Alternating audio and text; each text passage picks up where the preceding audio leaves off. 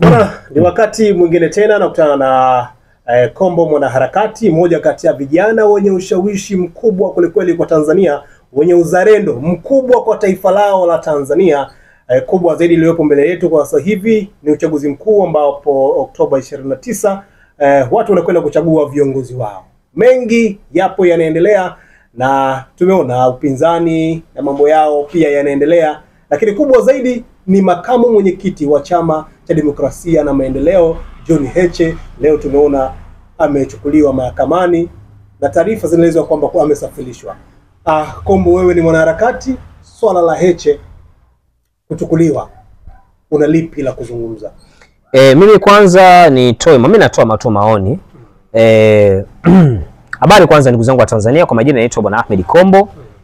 Nitumie fursa hii kwanza kumshukuru Mwenyezi Mungu mwingi wa rehema ambaye ameweza kuniwezesha mimi na wewe unanitizama kwa kuweza kuwa salama na kuweza kuwa na amani. Taifa letu kwanza tuna amani, kwanza tumshukuru Mungu kwa kiasi kikubwa na tumuombe rais wetu wa Jamhuri ya Muungano wa Tanzania Daktari Samia Suluhu Hassan endelee kumpa afya njema na aweze kushinda hiyo kesho kutwa mnamo tarehe 29 Oktoba, ashinde kwa kishindo. Mimi ni kati ya watu ambao wanamuombea Rais Samia, mimi ni mmoja wapo. Mimi kwanza nitahitaji kulizungumzia Heche kuanzia anaposema kwamba alizuiwa kuingia nchi ya pili, au mwingine kukamatwa, tutajua huko mbele. Amekamatwa imekuwa kwaje, tutajua huko mbele.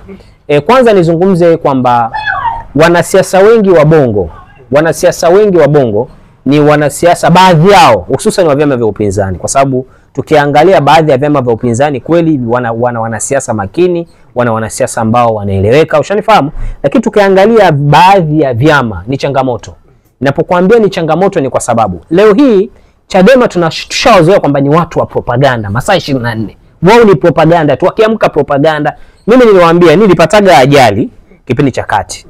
Nilipopata zile changamoto, kuna mtu ninamfahamu na namjua akaniambia, yani wewe ungekuwa Chadema, wewe ungekuwa fursa kwa upande wa Chadema. Ushanifahamu? Kivipi? Nikawauliza kivipi? Wewe umepata ajali, tungesingizia kwamba wewe umetekwa na umeupigwa na umeumizwa. Ushanifahamu? Na ungepata pesa kujitibia na ungepata kila kitu. Ushanifahamu?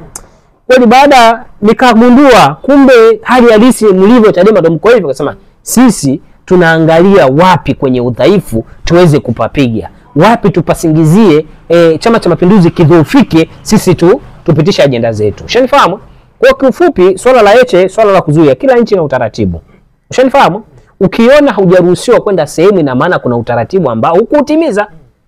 Ushanifahamu? Ina maana kuna utaratibu ambao Heche binafsi kufanyaje hakutimiza. Kama hakutimiza utaratibu, nchi inakuruhusu vipi wewe, au nchi inakupokea vipi wewe ambaye hata huko kwenu bado hajatimiza vigezo? Ushanifahamu? Yeye ni nani? Eti mimi nimezuia. Wewe ni nani? Hakutimiza vigezo. Ushanifahamu? Ndio maana kilikamkuta kile kilichomkuta. Ushanifahamu? Isifikie hatua wa Tanzania watu wanakosea, eti watu wanatafuta huruma, waonekane kwamba wameonewa, eti wamezuiwa kwenda nchi fulani kwenda kuzika. Sio kweli. Tubaki kwenye ukweli, tuache unafiki wa Tanzania. Hawa baadhi ya viongozi wa vyama vya upinzani, hususan kama ndugu yangu mimi huyu. Maana ni ndugu yangu, kwani Mtanzania mwenzangu. Ushanifahamu? Siwezi kumkimbia hata kama ana madhaifu, ni ndugu yangu, ni Mtanzania mwenzangu. Hizi ni siasa, mwisho wa siku siasa zitaisha. Tukikutana lazima tusalimiane, wakikubali kusalimiana nao watasalimiana nao. Maana kuna baadhi ya watu wanaitengeneza siasa ya chuki. Ushanifahamu? Hao Chadema wakimwona yule chawa tu yule, mimi sio chawa, mimi ni binadamu. Ushanifahamu? Kwa swala la Heche kwenda kusema kwamba kazuiwa, ile ni propaganda tu, ni uongo tu uliokithiri, ili mradi aichafue serikali yetu ya Jamhuri ya Muungano wa Tanzania inayoongozwa na Daktari Samia Suluhu Hassan. Kwa sababu wamehangaika kila kona, wanapata wapi upenyo wa kuweza kumchafua rais wetu. Ushanifahamu? Inawezekana Heche kuzuiwa, naomba tu ukweli. Inawezekana kafika pale alikuwa na karekodi ile clip kwa makusudi tu, lengo tu atingisha onekana kweli kazuiwa, lakini kiuhalisia niwaambieni tu ule ukweli. Heche hakutimiza vigezo. Ushanifahamu? Jambo la pili, kuzika si kuchukua udongo kumfukia mtu. Labda niwaambie hicho kitu. Si kuchukua udongo kumfukia mtu. Kuzika si kuhakikisha umefika kule makaburini. Ushanifahamu? Leo hii unasikia wanawake tunaenda kuzika. Hususan ndio tunazungumza wanawake wa Kiislamu. Maana sheria ya Kiislamu mwanamke hatakiwi kuingia makaburini. Ushanifahamu? Wanasema tunaenda mazikoni. Utasikia anamwaga naenda mazikoni. Kwa maana gani? Anapoenda ile siku mtu anakwenda kuzikwa. Ushanifahamu? Kwa kuzika si lazima uchukue mchanga umiminie mtu. Ushanifahamu? Unaweza ukamzika mtu ukiwa nyumbani kwa kumuombea dua njema. Mtu anayezika vizuri ni yule anayemuombea mwenzake dua njema. Kwani kwenda kuonekana msibani ndio uonekane kwamba wewe ni bora kuliko wenzako? Ina maana hakutimiza vigezo. Swala la kuzika, angezika akiwa nyumbani. Kuzika kwa nyumbani vipi? Angetoa salamu za nini, pole za rambirambi. Ushanifahamu? Kwani Tanzania hakuna ubalozi wa Kenya? Na yule alikuwa ni kiongozi wa Kenya. Ushanifahamu, alifariki, si kiongozi wa Kenya. Utaratibu unafahamika, ila watu wengine wanatafuta training wajione wao ni wao. Ushanifahamu? Sasa nchi sio nchi ya kujimwambafai mtu. Nchi sio kujionyesha yeye ndio kila kitu. Heche ni mtoto mdogo sana, hata kwangu mimi. Heche kwangu ni mtoto mdogo sana. Iwe kisiasa, ndio maana wameshindwa kukiongoza chama cha Chadema. Ushanifahamu? Ndio maana wameshindwa kukiongoza chama cha Chadema kwa sababu ufikra na upeo, yeye na Tundu Lissu hawana ufikra upeo kuhakikisha wanaweza kuwa viongozi. Ushanifahamu? Wangekuwa kama wana uwezo wa kuwa viongozi, wana uwezo wa kuwa viongozi wakaongoza vizuri, chama kisingewashinda, chama kisingefungiwa. Kwa nini chama kimefungiwa chama? Kwa sababu hawana uelewa wa uongozaji. Mimi kwa kama leo, bahati nzuri, mimi ni kiongozi wa taasisi. Jiulize, ni kiongozi wa taasisi fulani, nitaificha, siwezi kuitaja. Ile ni kiongozi wa taasisi, tena taasisi ya yani taasisi ni kubwa, inaoshika imani za watu. Leo naingia, natoa mawazo, najenga. Watu wasema safi, kijana una akili. Wangekuwa na akili kama zangu hizi, wa kuweza kuongoza vitu kama hivyo, leo Chadema isingekufa. Kwa nini Chadema imewafia? Kwa sababu wanafanya vitu pasipo na kufikiria. Ushanifahamu? Swala la kukamatwa mimi silijui. Sijalifuatilia. Kwamba amekamatwa na video zimeonyeshwa. Amekamatwa. Kama kakamatwa kapelekwa mahakamani, haki yake. Unapokosea, ushanifahamu kwamba amesafirishwa mpaka nyumbani kwao Tarime. Inawezekana alifanya kosa.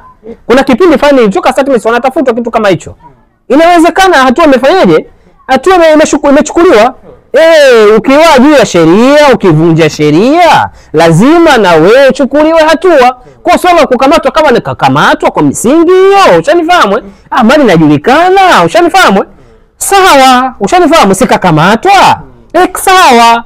Akatekeleza kile alichokizungumza, kama limeshtakiwa kwa mujibu wa kitu fulani, akakitolea ushahidi, kwa sababu serikali ya Tanzania inawapenda wa Tanzania. Si kila Mtanzania anayekamatwa anaenda kufungwa. Mwingine anaenda tu katoa ushahidi. Kama Polepole aliambiwa aje utoe ushahidi. Ushanifahamu? Sijui yuko wapi, sio kakimbilia kichi gani kwanza. Harakati najua zimemshinda ndio maana haonekani.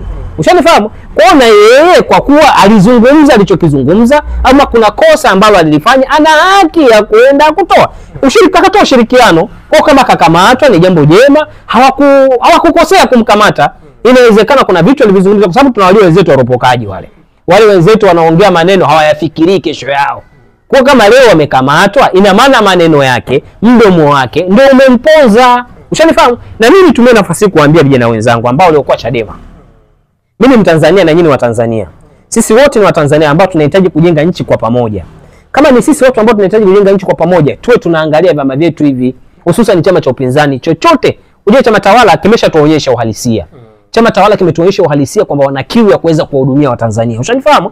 Kwa vyama vingine vinapokuja na ajenda, vijana sisi wa Kitanzania tunapaswa tukae chini, tutafakari, tuwaze ili neno linalokuja nalo Tundu Lissu ni la nini? Na kina Tundu Lissu familia zao wanalisha kina nani?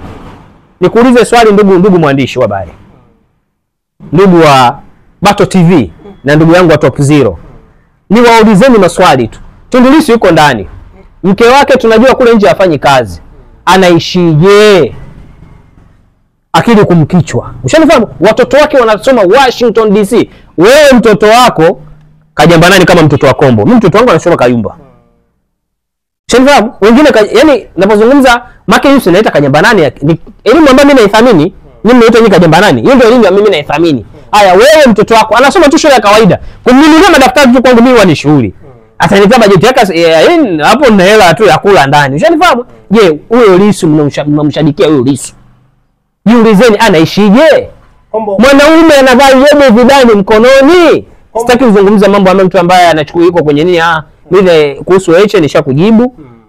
Kuhusu Kombo kuna namna ambavyo tunasikia baadhi ya hapo ambao wanaandika nakwambia kwamba kuna namna kama upinzani sasa viongozi wa Chadema wanaonewa katika haya mahakamani, kesi kucheleweshwa, kama fulani ya kuonewa kuelekea katika uchaguzi mkuu. Una lipi la kuzungumza kwa haya mbona? Kwanza mimi nikwambie kitu kimoja. kila nchi ina utaratibu wake. Kila nchi ina utaratibu wake.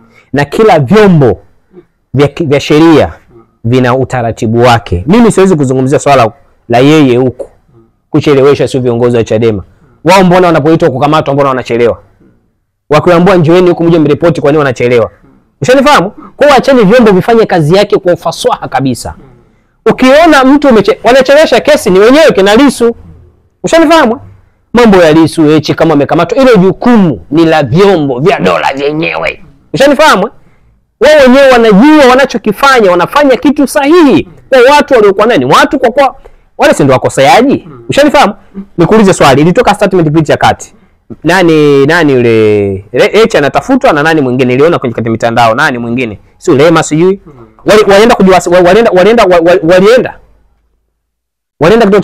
walikuwa wanatafuta, walienda kutoa taarifa kwamba sisi tushakuja. Mpaka mtu akamatwa kwa nguvu basi hata kesi zikienda hivyo wasilaumu.